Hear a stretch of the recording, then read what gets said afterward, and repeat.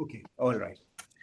So yes, so what got muffled was just my thanks to everyone, and thanks to Sandeep and Max for having me here today.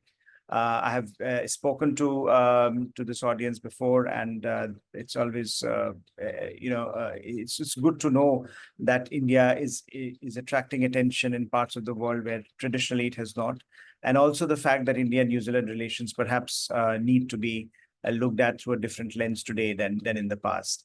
But I will start by talking about the topic is huge and very broad in terms of the new government that has just been that has just taken office. It's a new government only in the sense that there is after 5 years. Mr. Modi has come back to power, and this is his third term. But largely, if you look at the configuration of the cabinet, if you look at the configuration of senior leadership, that remains the same. But it is Modi 3.0. It is the third consecutive victory by Prime Minister Modi in India, and that in itself is quite significant achievement from a political point of view.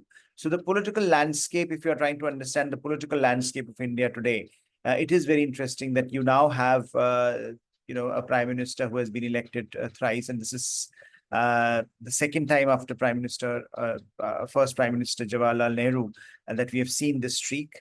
And so it conveys in this victory a message that there is a shift in the Indian political dynamic, that Indian politics has shifted to the center right from the center left that it used to be traditionally. And that is a huge, from a political point of view, that means that there will be a set of consequences that would follow from that political shift. And that is something that India has been trying to accommodate for the last decade, as we have had Prime Minister Modi's leadership and Prime Minister Modi's government in place. And this, of course, the story this time has been more interesting because the expectation was that these elections would produce a significant majority for Prime Minister Modi. And in fact, out of 543 odd seats in Indian Parliament, there was the slogan for the ruling Bharatiya Janata Party was that it would be exceeding 400 mark. That was an expectation, at least from the cadre of the BJP, the ruling party. And there was also a lot of expectation around this, that this may happen. Even if not 400, then it would be very easy for the BJP to cross the 300 mark, and there would be there would be a huge victory for Mr. Modi. Now the victory is still huge given the historical trend lines that we have seen in India. But the numbers that came across, the numbers were less than what generally was being expected. So the BJP has on its own, if the mark for the absolute majority is 272, BJP on its own could get only 240 odd seats, 243 odd seats, I think, and with its coalition partners, of course, it has a significant number, which is around 293 or thereabouts. So you have the coalition, the BJP coalition, for example, the National Democratic Alliance, easily crossing the mark, but BJP on its own, Bharatiya Janata Party on its own, not crossing the mark of 272, which was the least that was expected. Now, that does not take away from the historical nature of this mandate, because, as I said, this is again a huge victory for the BJP, the third consecutive term, defeating all the anti-incumbency that one would have expected after 10 years of being in office. But still, there was a disappointment, I think, particularly in the BJP, that there has been a disappointment that they have not really been able to muster the kind of numbers that they were expecting. Now, but in terms of governance, in terms of the new government that was formed, Prime Minister Modi has signaled a lot of continuity. The cabinet essentially looks the same. The top 5 or 6 positions remain the same. The ministers remain the same. So in that sense, there has been no fundamental divergence from the previous, political structure that he had created. The top members of his governing bureaucracy remain the same. For example, the National Security Advisor remains the same, and his prime minister's office remains the same. The officials working in the prime minister's office, they remain the same.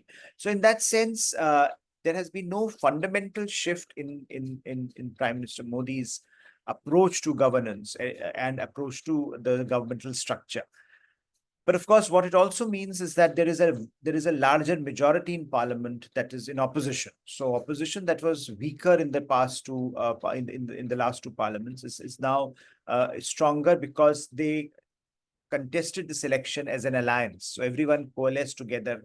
They cobbled an alliance together. Different regional parties cobbled up an alliance called the India Alliance. It's called India now, short form. So in that sense, the opposition and the regional parties and the Congress party is, of course, has 99 members in parliament. And the opposition members together have a large number in parliament, more than 200. So it's a huge opposition number in parliament. In terms of so what can be expected, as we have seen in the last parliament session and this parliament session, which has just started yesterday, is a budget session. We will see opposition being more vocal, being more defiant of the government, challenging government, as all good opposition should, but it will be more vocal. So in that sense, the contestation around domestic political issues are likely to be much sharper, are likely to be much more evident in terms of when it is the debate and when it is the pushback against some of the government's policies. Now, on foreign policy front, it's difficult to see what specific changes will come in as a result, because foreign policy generally in India has tended to be the domain of the Prime Minister's office and the External Affairs Ministry. There has been no significant change in the Ministry of External Affairs, with Dr. S. Jaishankar still the External Affairs Minister, and Prime Minister still leading the charge on foreign policy, as all Prime Ministers have the past. So in that sense, you can expect a great degree of foreign policy continuity to happen, even as the focus of the government is likely to be more on domestic issues. So one question that I think has been asked is whether Prime Minister Modi would be as active on the foreign policy front, on the global front, as he was in the last 2 terms. So the last decade, we have seen Mr. Modi being very active, very engaged on the global front, visiting regularly engaging regularly with external engagements, and making a space for India and for himself in terms of the global structure. So whether that would continue is something that we will see as the government evolves. Given Mr. Modi's style of functioning, it is likely that there won't change. But again, given the focus is largely to be on domestic developments and domestic management of political systems, that in the way that opposition is now much stronger, how much space that leaves for the Prime Minister on the global front, that remains to be seen. Now, certainly, what if the mandate were bigger? If let us assume that BJP on its own would have crossed the 300 mark or close to the 400 mark, then there would have been appetite for some kind of risk taking. Because then, if you have a bigger mandate in parliament, then the governments,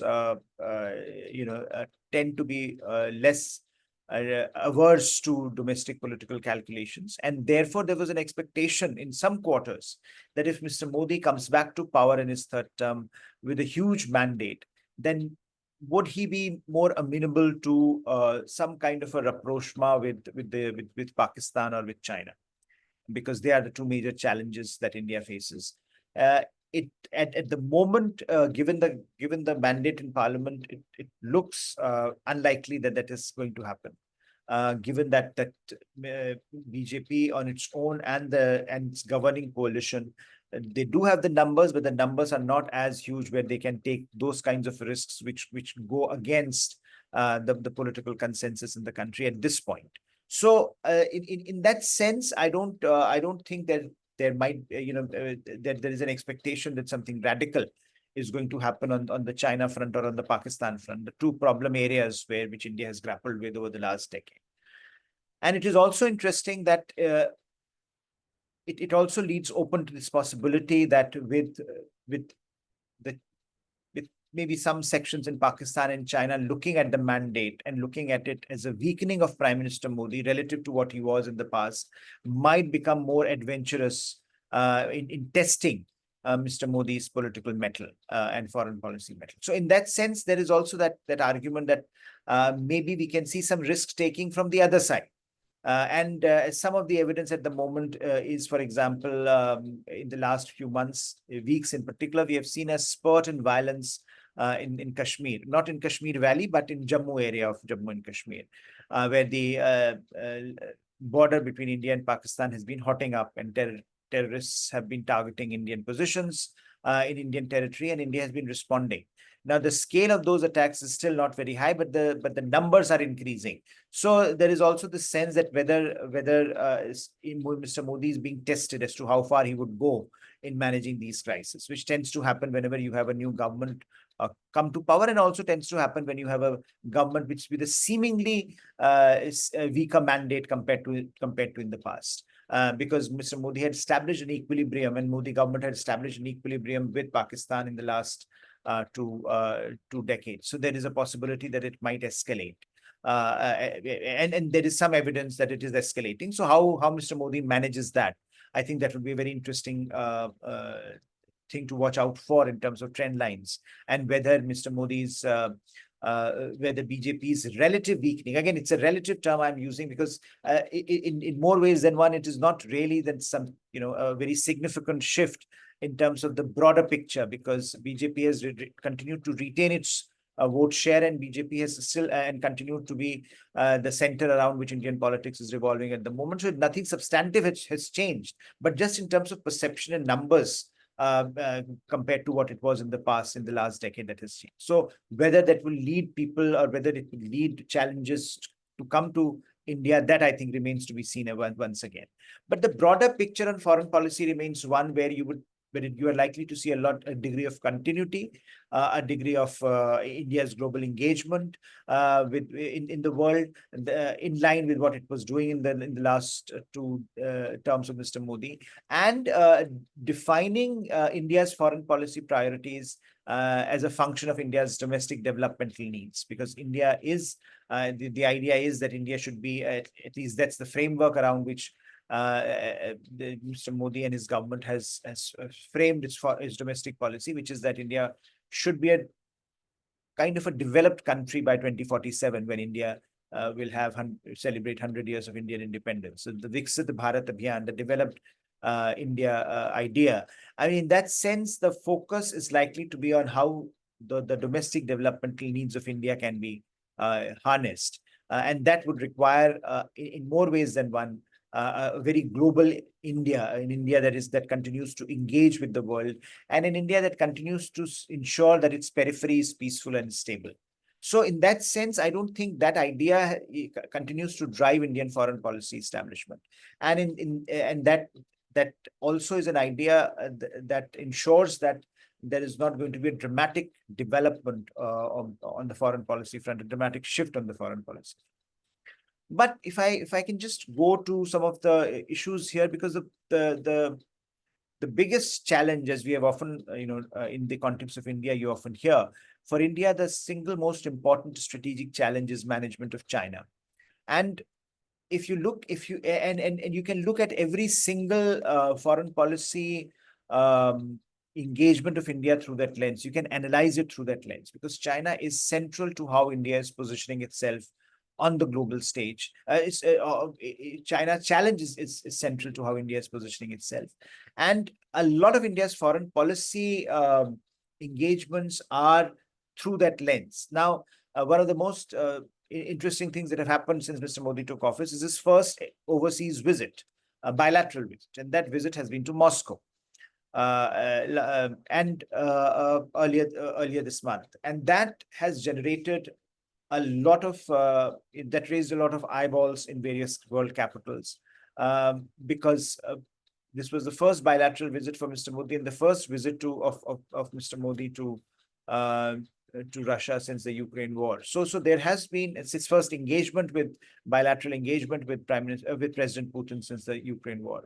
So in that sense, there is a symbolic element here which was not missed by by the world. And there was a lot of commentary around this visit as to why this visit has happened, what is the need for this visit, and was the time appropriate.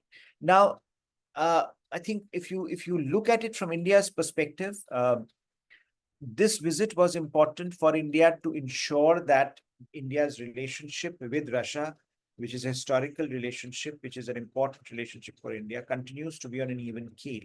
Because what has been happening, of course, in the last few decades, in the last decade in particular, that India has invested a lot in its ties with the West. And Ukraine war, when it happened, it exposed the challenges that India's ties with Russia were facing.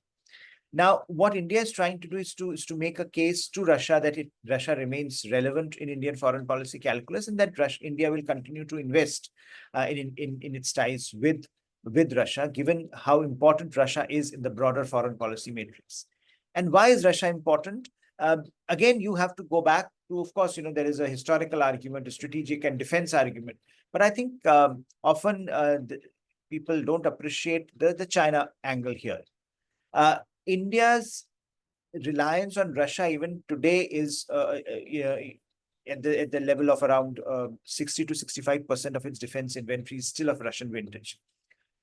Which means that if India has a challenge like China on the border, where 60,000 forces are arrayed, against China, which is what is happening at the moment, India cannot afford to manage China without Russia being on its side. And that means that India will continue to invest and engage with Russia to ensure that Russia continues to have a line of communication open with India. Now, that is therefore for India a very important foreign policy objective. India is perhaps is a very interesting case study where India needs both Russia and the West in managing China's rise. And of course, like-minded countries in the Indo-Pacific. Now, because in the short term, it is Russia that is very important in the short to medium term. If you have a defense inventory where you are dependent 60 to 65% on Russia, you really can't afford to ignore or marginalize Russia in your foreign policy calculus. So all Indian prime ministers over the last 2 decades have been investing in this relationship. And since the Ukraine war, of course, there has been a sense of anxiety that Russians are fighting their own wars. Are they able to fulfill India's requirements in defense? Also, the nature of Russia-China relationship is changing, and it is changing dramatically. What happens if Russia becomes a junior partner to China? How will India salvage its relationship with Russia?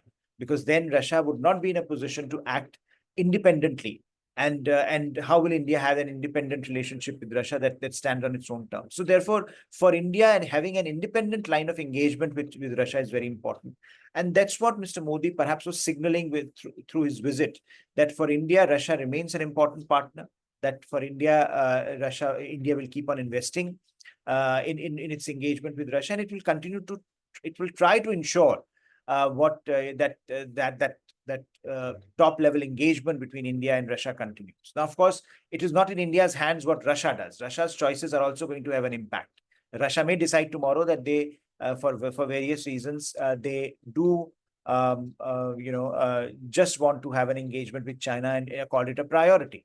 But at the moment, they have not done that. If you look at the reception that Mr. Modi got in Russia, he was given the highest civilian honor. There was a red carpet laid out for him. There was a sense, even in Russia, that there was a message there for China as well by Russia, saying that, look, we also want to have an independent space for ourselves. We also want to ensure that we are not your junior partners. We also have partners like India. So in a sense, it serves the interests of both Moscow and New Delhi to have this relationship where both sides can accommodate each other's interests vis-a-vis China. And I think that is something that is often lost when the debate about Russia happens. That, look, for India, the debate on Russia is not simply about Russia and the West. For India, the single most important factor is China, and how China is shaping its relationship with Russia will have a very strong bearing on India and Indian foreign policy and national security calculus. And therefore, the first visit by Mr. Modi to Moscow in his third term was a signal that India will continue to invest in this relationship, that India sees value in investing in this relationship. And of course, the other first visits by the Indian foreign minister, Indian foreign secretaries have been in the neighborhood, which is expected. That the neighborhood is always important for any country, and India has been trying to make sure that India's very turbulent neighborhood continues to be amenable to Indian interests, and therefore there was a visit to Mauritius, for example, in the Indian Ocean. Indian Foreign Secretary is visiting Bhutan, and all these issues are intertwined in some ways because Indian Ocean today is part of the wider Indo-Pacific landscape, and China is entering in South Asia and Indian Ocean region in a big way.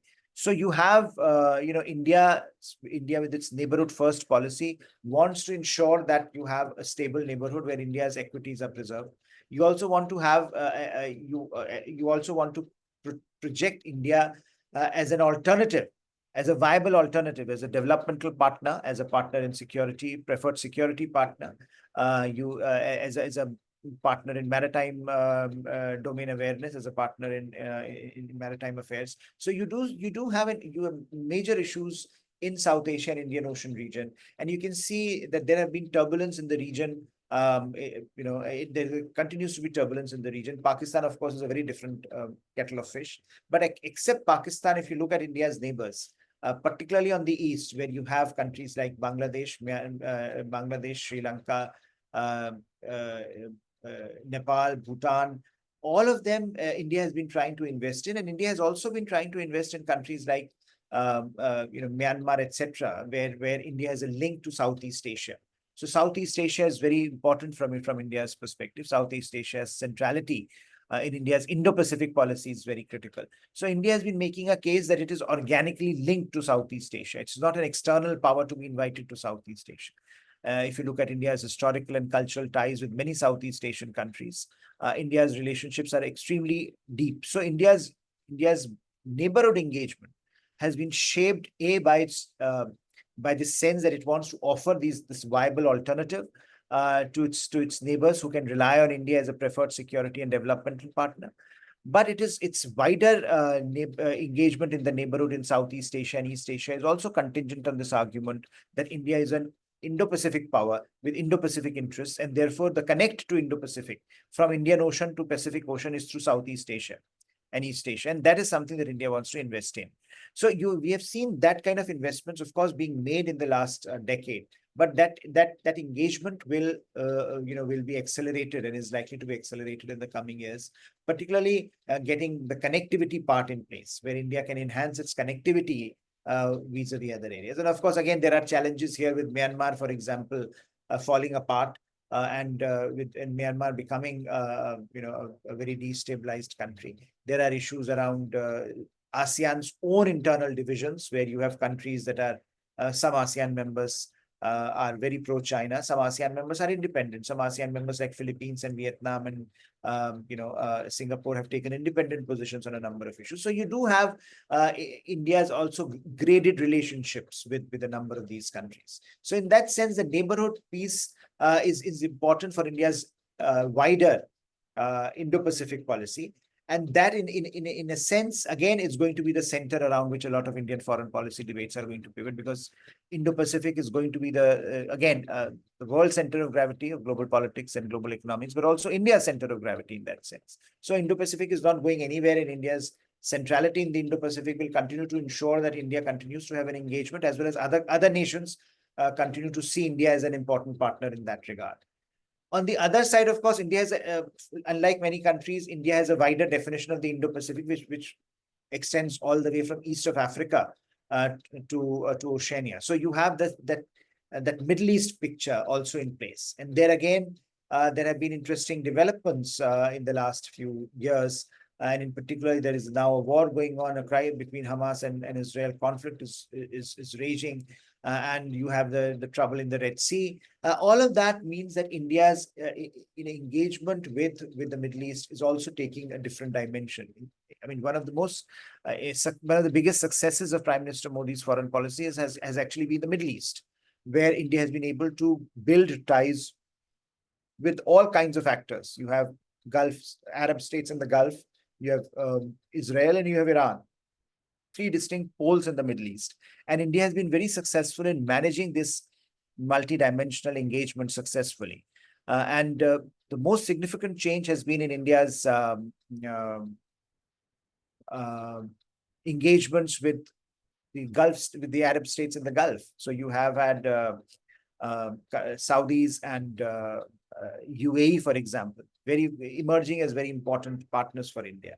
So in that sense, for India, the Middle East is very important. India is now is part of another quad in the Middle East, which is Israel, India, UAE, and the US.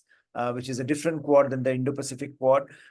India also, along with the Europe and America and Middle Eastern countries, announced at the G20 summit, IMEC, India, Middle East, Europe Economic Corridor, as an alternative to BRI. It's a very ambitious project, but it's stuck now because of the conflict in the Middle East. So in a sense, looking at the Middle East as part of its neighborhood and as part of its extended neighborhood has also been one of the defining elements of Indian foreign policy in the last few years. And again, that is likely to continue because not only there are energy interests, not only there are labor interests, not only there are human interests, there is remittances coming from Middle East. All those interests are there. But the wider interest of India, of course, remains that periphery of India also remains stable, and that India can also gain and become a partner as the economic development of that region takes a different turn. And so the relationship with many of these actors is also changing. And finally, I would come to this argument of to two things. One is the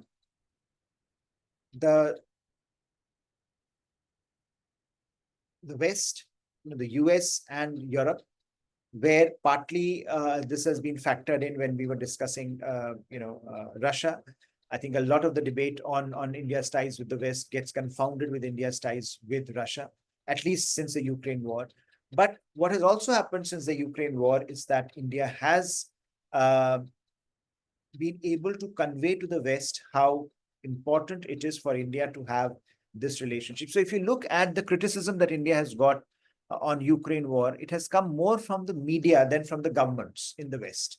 And that is very interesting dichotomy that one can make, because the governments in the West they are in a much better position perhaps, and they have a greater clarity on why India is doing what it is doing.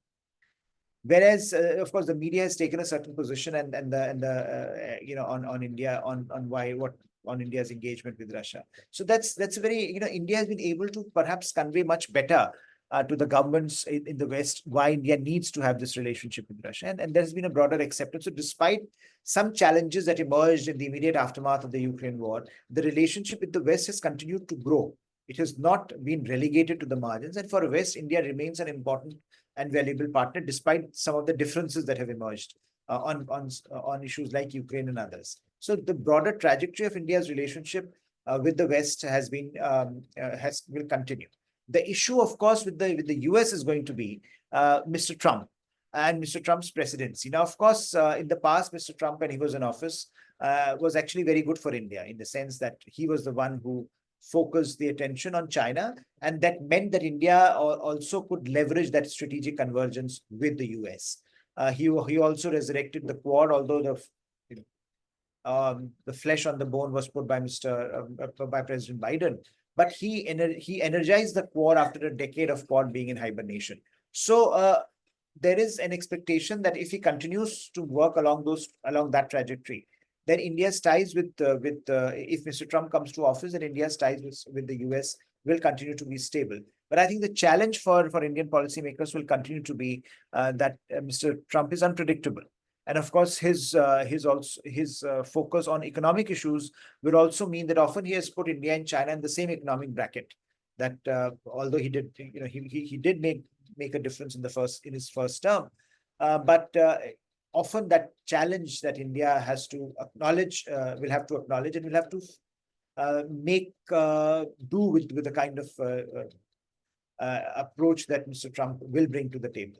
So I think Mr. Trump induces an element of unpredictability in its relation in the American relationship with India that may pose some challenges. But the broader problem, I think, for India would be that Mr. Trump's abhorrence or dislike of alliances would mean that the Indo-Pacific architecture that had been created by Mr. Biden in the last few years. Mr. Biden had successfully revived the alliances.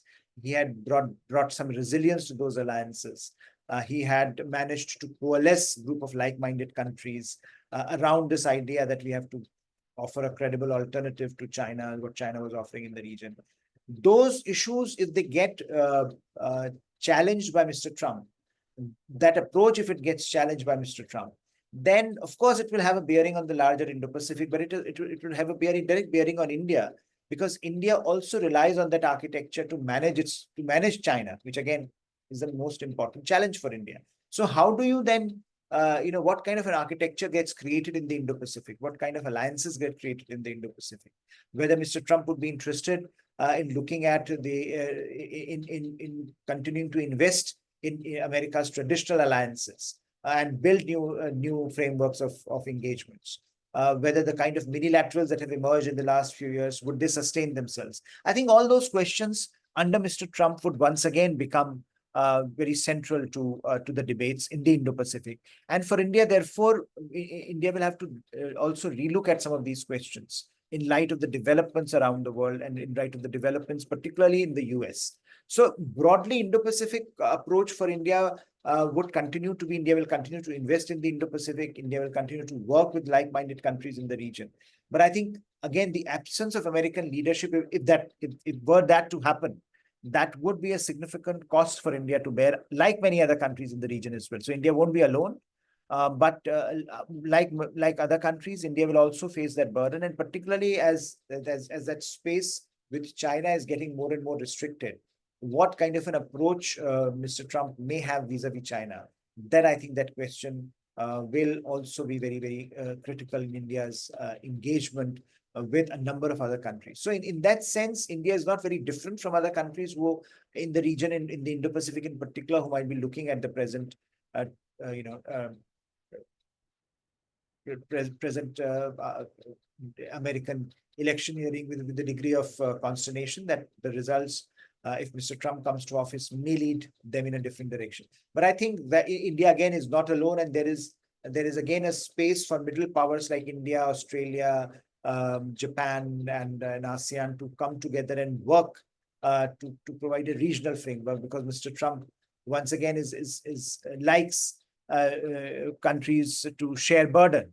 So again, what kind of burden sharing might emerge in the coming years is going to be an interesting topic of conversation among the Indo-Pacific countries. So I think broadly, if you're looking at the engagement, broadly, if you're looking at India's foreign policy, you are looking at a distinct set of continuity. You're looking at the Modi, you're looking at the Modi 3.2 dispensation, not really giving up on its ambition of projecting India as a leading power in the international system that not only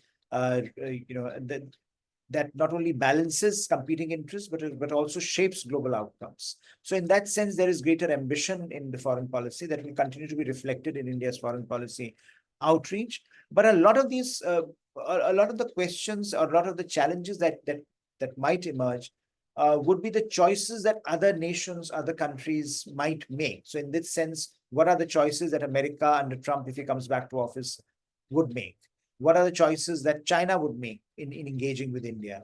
Does China want a normal relationship with India, or does China want more of a conflictual relationship with India?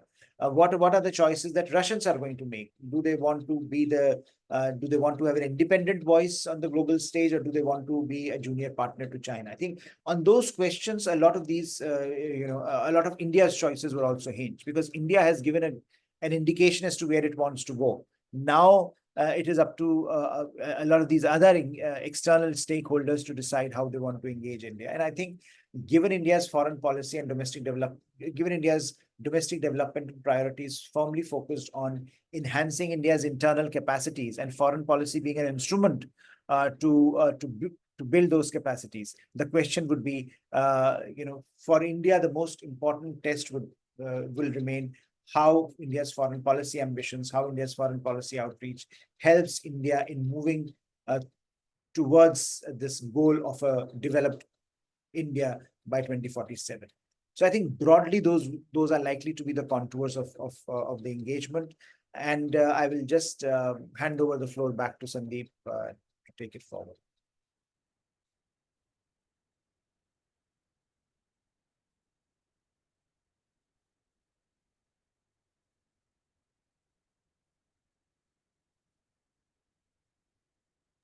Uh, seems that Sandeep isn't quite with us at the moment, but I'll just go because he's put a question in the chat for us. And I will also just point out to, especially to the new people who have just joined, if you have any questions that you would like to ask Professor Pant, please do put them in the chat and we'll go through them there. This question is from Sandeep. India is a large and growing economy. The world wants to engage with it, but most small states like New Zealand are still trying to figure out how to work with India. Recent announcement of a trade deal with 4 European nations coming together to invest $100 billion in India is a good example of small states working together to work with India. What are your thoughts on Yeah, I think traditionally India has had a reputation of not being very easy to work with on the economic matters. And particularly Indian policymakers have been averse to free trade agreements, and India has been notorious for not signing those agreements or taking long time in negotiating those agreements. I think what is interesting now is that ever since COVID happened, and ever since this idea of India being an important uh, cog in the global economic order, that argument emerged, and that a lot of especially from the West, this argument that we don't want to put all our eggs in the Chinese basket. We also want alternatives, and we want to move away from China. I think what India has done is India has looked at that as an opportunity. And if you look very carefully, what has been happening in the last few years is that there has been a growing momentum insofar as Indian policymaking is concerned in trying to finish some of the free trade agreements that India has been negotiating for some time. So a lot of these agreements, for example, are the first phase has been announced, or first phase has been covered, and negotiations for future are happening. But others, for example, UAE Comprehensive Economic Partnership Agreement has been completed. You have had UK was very close to completion of a free trade agreement, which again became a casualty of UK's own domestic politics. And it's likely that with the new government in office in the UK, we will see some movement. EU is also negotiating, and EU is also very close to it. Canada is also very close to negotiating. So in that sense, India has indicated that it is. Australia, of course, is a very good example where the first phase was completed, negotiated, and signed. And the second phase is being negotiated. So you have a series of these FTAs that India is now working with, and that is a signal that India remains very open to on the economic front. And the deal that Sandeep has talked about is also very important, where 4 small countries in Europe have come together, which is not simply a free trade agreement, but it is also an investment agreement. This 100 billion investment will come to India. Now, I think in some ways, India is also allowing for a more flexible approach to the traditional free trade agreement option. That I think there is an expectation that a lot of the countries that want free trade agreement with India also should be bigger investors in India for the long-term sustainability of this partnership. And I think that's the model that will perhaps work well for other like-minded countries. So in a sense, the problems that India has had in the past, some of those problems still endure, that the domestic political consensus on a free trade agreement, for example, is still limited. But given the fact that the government is now willing to push forth this idea that India should be seen as one of the more important players in the global economic order, without which India's role in the global political order will remain circumscribed. I think that idea is certainly part of this trend, and more countries should be using that to its advantage. And it seems to me that the model that Sandeep has talked about is a good one, and perhaps can be replicated. I think there are other questions I can see. Do you want to read them out, Max, or should I just go ahead?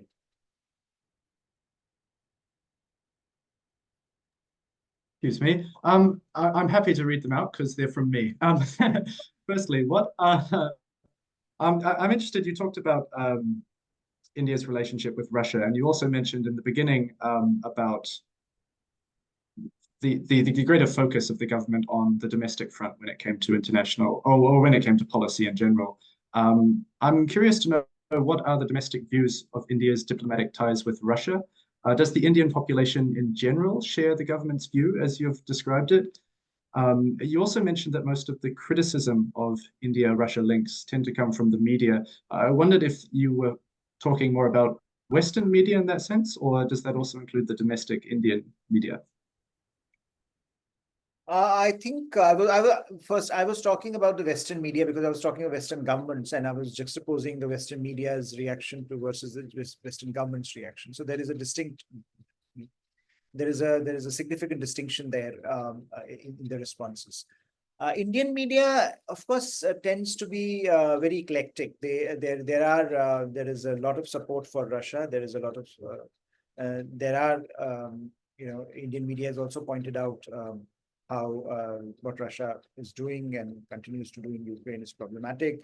And Indian media has been critical at times of Indian government's response to it. So Indian media has been has not really taken one position on this issue. But what is interesting is that Indian population generally is seems to me has a much more sympathetic view of Russia than even the Indian government. And I think that partly is because of Russia's, historical ties with India and this perception that, look, Russia has stood by India through thick and thin, even when the West was imposing sanctions on India, even when the West was targeting India during the Cold War. Russia was the one country that was willing to share critical technologies with India. Russia was willing to shelter India in the UN Security Council. So this is quite an interesting, I think, aspect of this relationship. That there is, although there is hardly any people-to-people engagement, which is also very interesting. It's not as if Indian middle classes go to Russia to travel more, or to study or for other kinds of engagement. The people-to-people ties are very, very limited. But there is a sense that this conflict is not Russia's fault only. This is not Putin one day deciding to invade Ukraine. I mean, that's a perception that you hear, and that is also we have captured, for example, at Observer Research Foundation in our think tank.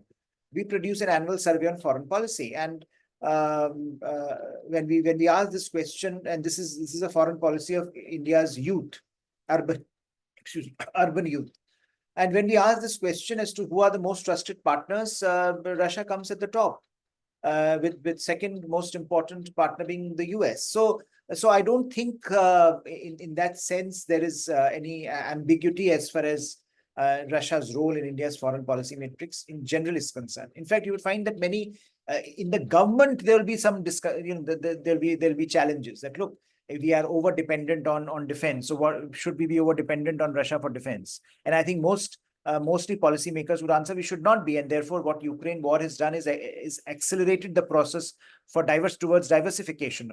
So we will see more diversification happening, for Indian policymakers, there is a sense of a challenge now in the relationship, because for all the effort that has been put in, India-Russia economic ties remain very, they lack substance. There is the numbers are quite low, and it's only the energy factor in the last few years when Russia has been offering discounted oil to India that our numbers look very big. But the numbers on economic ties are very, very basic. They have not been able to grow because Indian private sector doesn't want to invest in Russia, and the complementarity between Indian and Russian economies has not been fully exploited. So you have a challenge in terms of the economic relationship. So what I'm saying is that despite lack of substantial economic ties, despite lack of people-to-people ties, you do find in Indian population a sympathy for Russia. That, look, Russia is doing something that perhaps it needs to do under the present circumstances, and it is not the only party that is at fault. That certainly there is if you are trying to figure out why this crisis happened, then there is a fault on all sides. And therefore, the conclusion of this conflict can only happen if all sides come together and talk. It can't happen if either of the two sides believe that war is the solution to this problem. So I think, and Mr. Modi, for example, has openly talked about this, this era not being the era of war. During his visit to Russia, he publicly said that children dying, and it's heartrending when children are dying in these conflicts. He also once again talked about how both sides, how war is not the solution for any kind of a conflict. Political consultation would be needed. So in that sense, India has been making this case. But the interesting question that you have asked is actually very interesting, because Indian population is much more sympathetic than perhaps even the Indian governments on this case, and that may have a bearing on India's response. But largely we have seen that Indian government has been able to hew both sides and been able to take a balancing act on this issue. Yes, thank you. That is indeed quite an interesting answer, and thanks for satisfying my interest as a Russian major. Just one final question. I'm aware that you do have to leave because you have another meeting after this, so I'll ask you to keep it fairly short. Luckily, it's a fairly short question. How much value does India's foreign relations official place on ASEAN centrality? How important is ASEAN in the security architecture for India? I think very important, and you often hear ASEAN centrality repeated ad nauseum. And I think not only India, every country does it. In the Indo-Pacific and elsewhere, it has become now a standard template that ASEAN centrality is key to our engagement. But I don't think they believe it. I don't think even the officials believe it when they say it, because ASEAN centrality is important only when ASEAN as a group can work in a cohesive manner. If you look at the major challenges that ASEAN is facing today, whether it is in South China Sea or in Myanmar, ASEAN has not really been able to come to any conclusion, any policy framework. So I think what is happening is that we are looking at a very divided ASEAN. We are looking at ASEAN, which is on the one hand, you have countries like Philippines and Vietnam, which are strongly anti-China, taking strong positions on the South China Sea issue. On the other, you have countries which are fairly embedded in the Chinese sphere of influence. So I don't, while officials of all countries value ASEAN centrality and would like ASEAN centrality for good reasons, that because ASEAN, the smaller countries in Indo-Pacific together form ASEAN, and unless those countries have a stake in whatever you are proposing, it's very unlikely that your policy measures are going to be successful. So I think whichever side wants to tilt the balance in its favor, whether it is China or whether it is the others, they will need ASEAN support. But at this point, ASEAN's internal divisions perhaps are a bit of a drag on the wider role that ASEAN can play in the region. And you see, therefore, that while Indian policymakers and other policymakers do talk of ASEAN centrality, and because I think that is logically true, in praxis, it is a different matter. That that the practical operational realities of ASEAN centrality are not too evident. And unless that happens, I think we are going to see more and more contestation happening around ASEAN also. Beautiful. Well, Professor Pant, thank you very much for making the time to come and speak to us again. It's been really fascinating to hear about Modi's the shift, or rather the lack of a shift, I suppose, in alignment in foreign policy. And it'll be very interesting to mention, as you mentioned, to look at how that will play out over the next few years, particularly with the government's greater focus on the domestic front, as well as the future of the relationship between India and Russia. It's very interesting to me. So thank you for speaking a little bit to that. I do know that you have another meeting, so I wish you luck for that. And thank you again for coming to speak to us. I will stop the recording now. Thank you so much, Max. Thank you, everyone. Bye-bye. Bye-bye.